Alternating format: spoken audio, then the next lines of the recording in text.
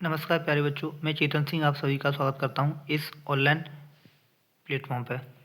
यह क्लास आपके रेलवे और एसएससी एग्ज़ाम्स के लिए काफ़ी इम्पोर्टेंट है। आज हम 9th क्लास की केमिस्ट्री का पहला अध्याय हमारे आसपास के पदार्थ। सबसे पहले प्रश्न उठता है, पदार्थ क्या होते हैं? तो सभी वस्तुओं का द्रव्यमान और आयतन होता है, वो पदार्थ कहलाता है। यानी कि अगर हम किसी वस्तु को पदार्थ का रूप दे रहे हैं तो उसमें द्रव्यमान होना चाहिए और आयतन भी होना चाहिए।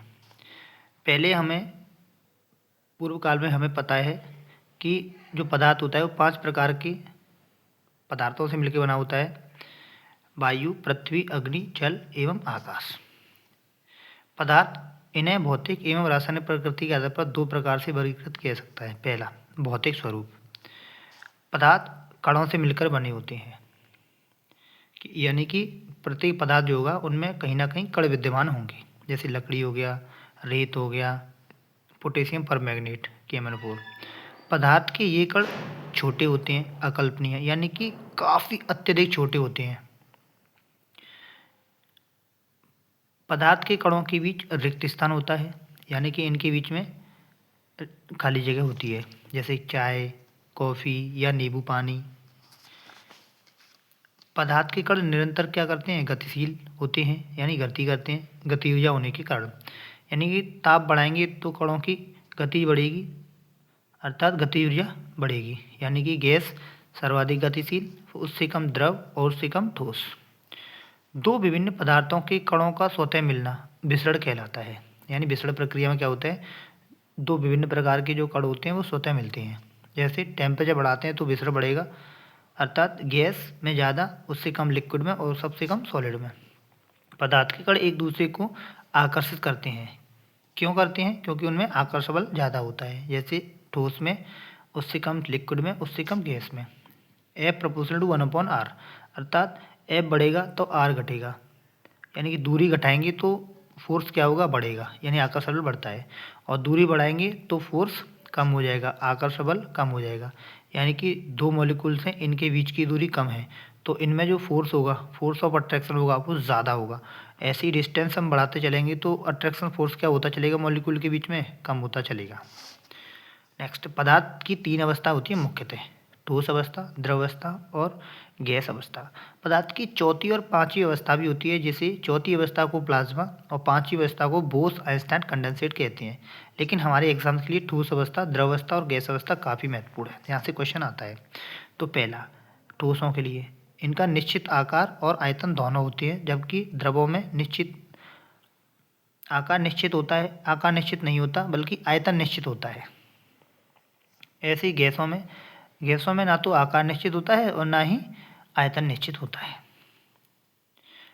ये नगण्य संपीडित होते हैं, अर्थात किसी ठोस को अगर हम दबाते चलेंगे तो उसमें संपीड्यता बिल्कुल नहीं होती है।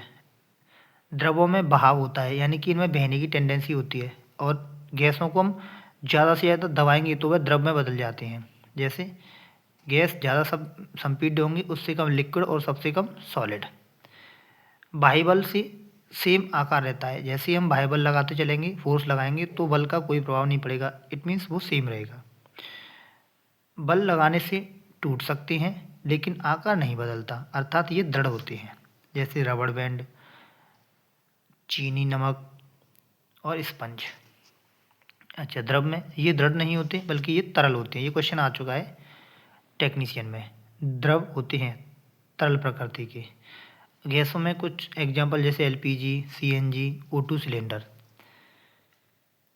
LPG मुख्यतः घरों में, CNG वाहनों में। LPG लिक्विड पेट्रोलियम गैस होती है और CNG कंप्रेस्ड नेचुरल गैस होती है। आगे बढ़ते हैं। गैसीय अवस्था में कणों की गति अनियमित और अत्यधिक तीव्र होती है। तो गैस कण जो होते हैं वो इधर उधर गति करते हैं, इसीलिए इनकी अनियमित गति होती है और बहुत तेज़ी से मूव करते हैं। गैसों में विसरण बहुत तीव्र होता है। क्यों होता है? क्योंकि कणों की गति एवं अत्यधिक रिक्त स्थान होने के कारण। ये क्वेश्चन पूछा जा चुका है। अब देखते हैं ताप परिवर्तन का क्या प्रभाव पड़ता है। तो जैसे जैसे टेम्परेचर बढ़ाएंगे, गति ऊर्जा बढ़ेगी तो कंपन करने की टेंडेंसी बढ़ेगी, क्योंकि ठोसों में कण अपना स्थान कभी नहीं छोड़ते हैं। इसी वजह से इनमें कंपन करने की जो क्षमता होती है वो ज़्यादा होती है। किसी ठोस को द्रव में बदलेंगे तो वो गलनांक कहलाएगा, यानी गलनांक एक प्रकार का ताप होता है। क्या होता है इसमें, कण अपने नियत स्थान को छोड़कर अधिक मुक्त हो जाते हैं। इस स्थिति में क्या होते हैं, जो कण अपने नियत स्थान को छोड़कर अधिक मुक्त हो जाते हैं, इट मीन्स स्वतंत्र यानी फ्री हो जाते हैं। गलनांक यह एक प्रकार का ताप होता है जिसमें किसी ठोस के कणों में उपस्थित आकर्षण बल ज़्यादा होता है। बर्फ़ का जो गलनांक बिंदु मेल्टिंग पॉइंट जो होता है गलनांक बिंदु, वो 273.15 केल्विन या डिग्री सेल्सियस होता है। इसी संगलन भी कहते हैं। संगलन प्रक्रिया, इसमें तापमान सेम रहता है, समान रहता है, जिस उसे गुप्त ऊष्मा या प्रक्षुप्त ऊष्मा कहते हैं। 1 किलोग्राम ठोस को 1 atm पर जैसे ही ऊष्मा देंगे तो वो गुप्त ऊष्मा कहलाएगी और द्रव में बदल जाएगा वो। क्वथनांक बिंदु, बॉइलिंग पॉइंट कहते हैं। तो द्रव को गैस में बदलने के लिए जिस ताप की आवश्यकता होती है उसे क्वथनांक बिंदु कहते हैं। तो 0 डिग्री सेल्सियस से पानी को 100 डिग्री सेल्सियस में बदलने के लिए क्वथनांक की आवश्यकता होती है। अगर गैस को और ज़्यादा उबालेंगे तो वाष्प अवस्था में परिवर्तित हो जाती है। अगला, दाब परिवर्तन का प्रभाव। दाब बढ़ाने पर, टेम्परेचर कम घटाने पर गैस जो होती है वो द्रव में बदल जाती है। यानी कि किसी भी गैस का अगर दाब बढ़ाते हैं और टेम्परेचर कम करते हैं तो वो गैस द्रव में कन्वर्ट हो जाती है। अब देख कुछ प्रक्रियाएं।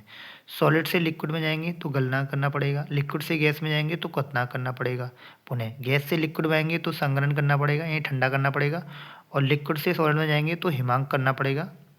अब नेक्स्ट, सॉलिड से हम सीधे गैस में जाएंगे तो ऊर्ध्वपातन करना पड़ेगा, अगर गैस से सॉलिड में जाएंगे तो निक्षेपण करना पड़ेगा। अब कुछ ऊर्ध्वपातित जो पदार्थ हैं नीचे, ऊर्ध्वपातित पदार्थ जैसे शुष्क बर्फ, ड्राई आइस कहते हैं CO2 को, नौसादर NH4Cl, कपूर जो होता है C10H16O होता है, आयोडीन I2, नेपथलीन की गोलियां।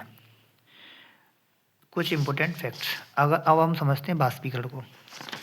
तो किसी जिसमें कोई द्रव बिना क्वथनांक पर, यानी कि क्वथनांक से नीचे, तो बिना क्वथनांक पर पहुँचे सीधे ही वाष्प में बदल जाता है, बाष्पीकरण कहलाता है। जल को खुला छोड़ने पर बाष्पीकरण धीरे धीरे होता है। अच्छा आगे, सतही क्षेत्र पर जितना ज़्यादा होगा बाष्पीकरण उतना ही ज़्यादा होगा। यानी किसी गीले कपड़े को अगर हम फैला के डाल दें तो वो जल्दी सूख जाता है, और उसका क्षेत्रफल बढ़ाने से जल्दी सूख जाता है, बाष्पीकरण ज़्यादा होता है। तापमान जितना ज़्यादा होगा बाष्पीकरण उतना ही ज़्यादा होगा। आर्द्रता में जितनी कमी आएगी बाष्पीकरण उतना ही कम होगा। वायु की गति जितनी ज़्यादा होगी बाष्पीकरण उतना ही ज़्यादा होगा। कपड़े जल्दी सूख जाते हैं इस केस में, वायु तेज चलेगी तो बाष्पीकरण तेज होगा, तो कपड़े जल्दी सूख जाएंगे। गर्मियों में सूती कपड़े पहनने चाहिए। बर्फीले जल से भरे गिलास की बाहरी सतह पर जल की बूंदें नजर आती हैं, तो ये सभी क्या हैं, बाष्पीकरण का उदाहरण है। कुछ एक इम्पोर्टेंट फॉर्मूला है जो कि फ़ारेनहाइट को डिग्री सेल्सियस में चेंज करते हैं, तो 9/5 डिग्री सेल्सियस प्लस 32, और केल्विन को जैसी डिग्री सेल्सियस में चेंज करते हैं तो केल्विन बराबर डिग्री सेल्सियस प्लस 273, तो वो वैल्यू चेंज हो जाएगी केल्विन में। आगे बढ़ते हैं, पुनः उसी पेज पे लौट के आते हैं। देखना, 1 लीटर बराबर 1 डेसीमीटर क्यूब, या 1 लीटर बराबर 1000 ml, या फिर 1 डेसीमीटर क्यूब, लेकिन 1 मीटर बराबर 10 की पावर 3 सेंटीमीटर क्यूब होता है।